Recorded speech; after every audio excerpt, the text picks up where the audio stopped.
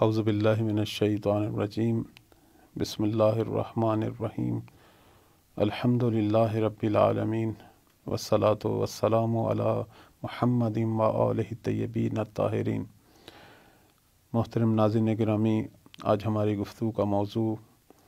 غیبت صغریٰ کے اندر امام زمان علیہ السلام کے نائبین خاص کا تعارف۔ آج ہم اپنی گفتگو میں پہلے دو خاص نائب جو تھے مولا کے غیبت صغریٰ میں، ان کے حوالے سے کچھ چیزیں آپ کی خدمت میں بیان کریں گے، ان کا تعارف جو ہے وہ آپ کو کروائیں گے۔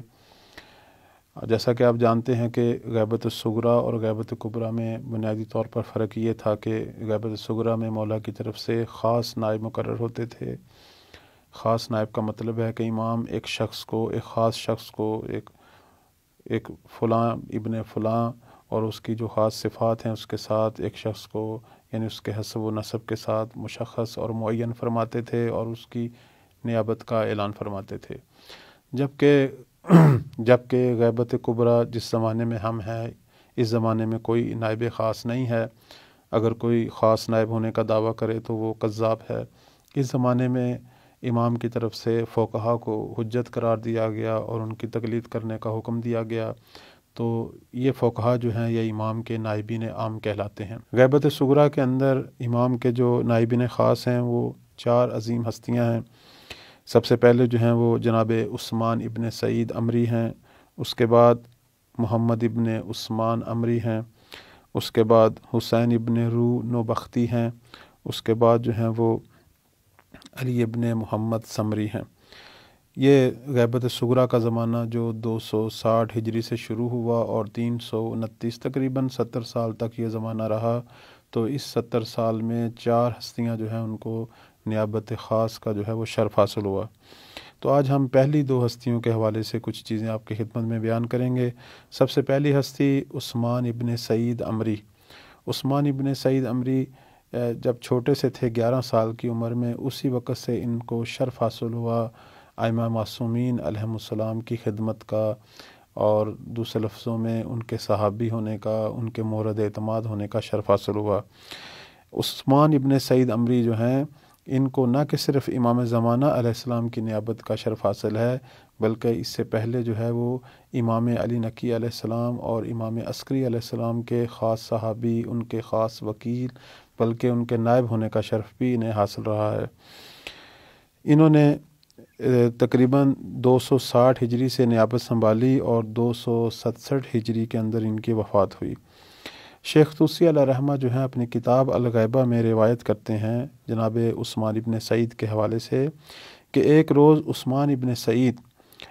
40 مومنین کے ساتھ مولا امام حسن عسکری علیہ السلام کی خدمت میں پہنچے، تو امام نے ان 40 مومنین کو اور جناب عثمان بن سعید کو اپنے فرزند یعنی مولا امام زمان علیہ السلام کی زیارت کروائی، اور اس کے بعد فرمایا کہ میرے بعد یہ میرے جانشین اور تمہارے امام ہوں گے، تم لوگ ان کی اطاعت کرنا اور جان لو کہ آج کے بعد ان کو نہیں دیکھ پاؤ گے، یعنی 12ویں امام کی غیبت کا اعلان بھی فرمایا، یہاں تک کہ ان کی عمر حد کمال تک پہنچ جائے۔ اور اس کے بعد معصوم جو ہیں 11ویں امام یہ فرماتے ہیں کہ ان کی غیبت کے زمانہ میں جو کچھ عثمان ابن سعید کہیں اسے قبول کرنا اور ان کی اطاعت کرنا، کیونکہ وہ تمہارے امام کے جانشین ہیں اور تمام امور کے ذمہ دار ہیں۔ تو جناب عثمان ابن سعید جو ہیں، ان کی نیابت کا اعلان جو ہے وہ 11ویں امام اپنی زندگی میں ہی فرما چکے تھے۔ اسی طرح ہم دیکھتے ہیں کہ شیخ طوسی علیہ رحمہ جو ہیں وہ ایک اور روایت جو ہے وہ بیان فرماتے ہیں، اور اس کے اندر جناب عثمان ابن سعید کی عظمت کی جو ہے وہ دوسرے لفظوں میں توصیف ہوتی ہے، اور یہ عظمت ہمارے سامنے کھل کر آتی ہے۔ شیخ طوسی علیہ رحمہ فرماتے ہیں کہ عثمان ابن سعید نے امام حسن عسکری علیہ السلام کے حکم سے یمن کے شیعوں کا لایا ہوا مال وصول کیا، تو اس وقت بعض مومنین جو اس واقعہ کے شاہد تھے، جو یہ امر دیکھ رہے تھے، وہ امام علیہ السلام کی خدمت میں پہنچتے ہیں اور عرض کرتے ہیں کہ خدا کی قسم عثمان آپ کے بہترین شیعوں میں سے ہیں، لیکن یہ جو آپ نے ان کو کام سپرد کیا ہے کہ یہ آپ کی نیابت اور جانشینی میں لوگوں کے اموال کو وصول کر رہے ہیں، تو اس کام سے آپ کے نزدیک جو ان کا مقام ہے وہ ہم پر واضح ہو گیا ہے۔ تو امام حسن عسکری علیہ السلام نے فرمایا، ہاں بے شک تم لوگ گواہ رہنا کہ عثمان ابن سعید عمری میرے وکیل ہیں اور ان کا فرزند محمد میرے بیٹے مہدی کا وکیل ہوگا۔ تو اس دوسری روایت سے یہ بھی ثابت ہو رہا ہے کہ جو امام زمانہ علیہ السلام کے دوسرے نائب ہوں گے، یعنی دوسرے نائب خاص محمد ابن عثمان، ان کی نیابت کا اعلان بھی امام عسکری علیہ السلام جو ہیں وہ اپنی زندگی میں فرما گئے تھے۔ تو اب ہم دوسرے نائب کے حوالے سے کچھ چیزیں آپ کی خدمت میں بیان کرتے ہیں۔ جناب محمد ابن عثمان عمری، یہ اپنے والد کی وفات یعنی 267 ہجری کے اندر جب ان کے والد نے وفات پائی تو اسی وقت سے انہوں نے مقام نیابت کو سنبھالا، اور 305 ہجری تک اس طولانی دور میں انہوں نے مولا امام زمان علیہ السلام کی نیابت کا جو مقام تھا اس کو سنبھالا اور نیابت کے فرائض جو ہیں ان کو ادا کیے۔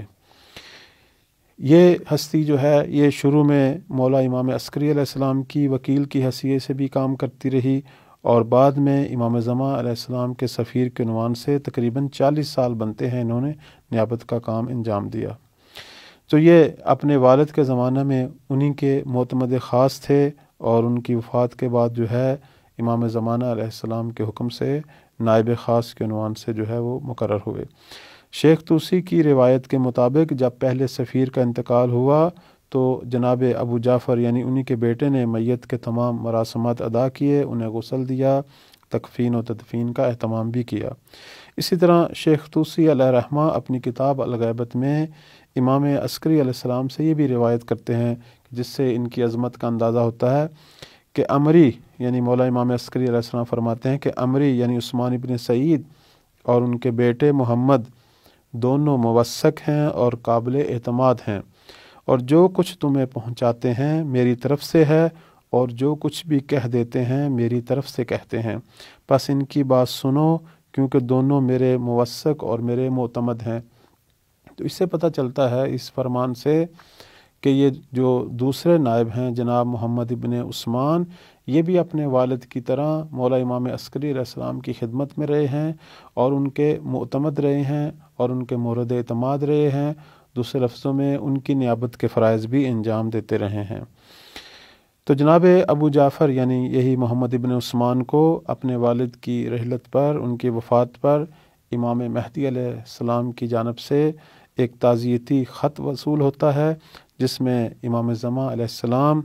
ان کے والد کے انتقال پر ہمدردی کا اظہار فرماتے ہیں، اور یہ بھی فرماتے ہیں کہ ان کے بعد تمہیں اس منصب پر جو ہے وہ مقرر کیا گیا ہے۔ تو جناب محمد ابن عثمان بعنوان نائب دوم نائب خاص 40 سال تک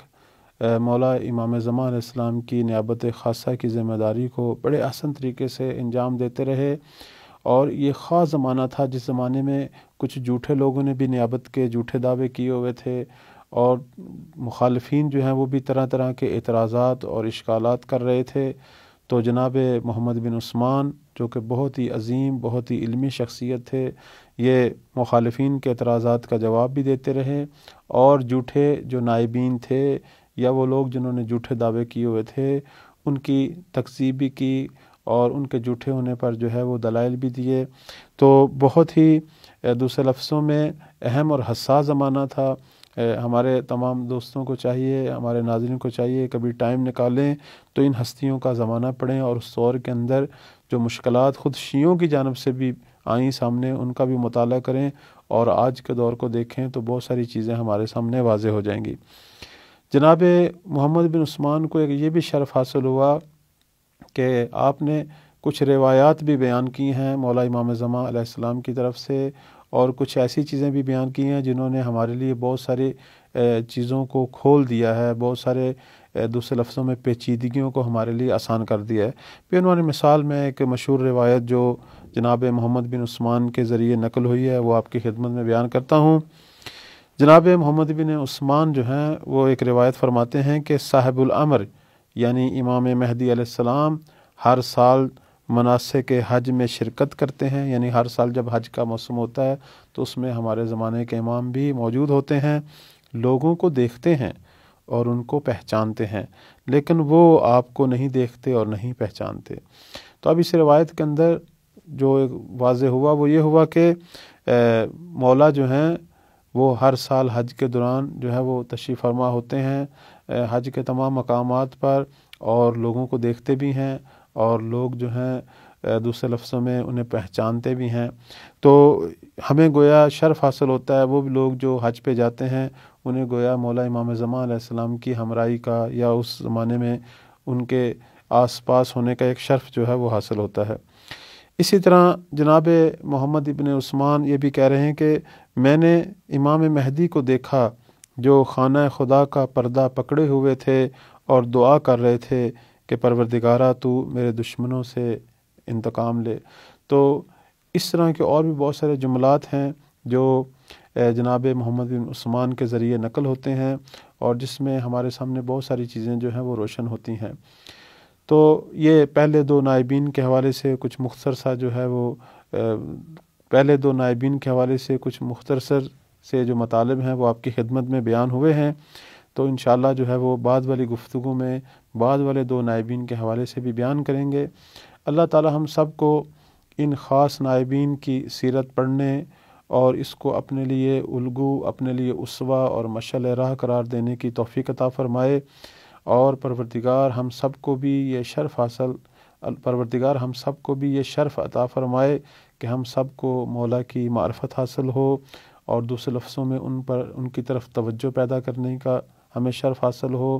اور ہمیں معلوم ہو کہ ہمارے مولا کی کیا منشا ہے، وہ ہم سے کیا چاہتے ہیں، اور یہ وہ چیزیں ہیں کہ جنہیں ہم جان کر ایک اچھے منتظر، ایک حقیقی مہدوی شخص جو ہے وہ بنیں گے، اور یہ وہ چیزیں ہیں جن سے ہم سب کو مولا کا ایک اچھا ناصر اور ان کی نصرت کرنے کا جو ہے وہ شرف حاصل ہوتا ہے۔ اللہ تعالی ہم سب کو حقیقی منتظر شیعہ بننے کی توفیق عطا فرمائے۔ والسلام علیکم ورحمۃ اللہ وبرکاتہ۔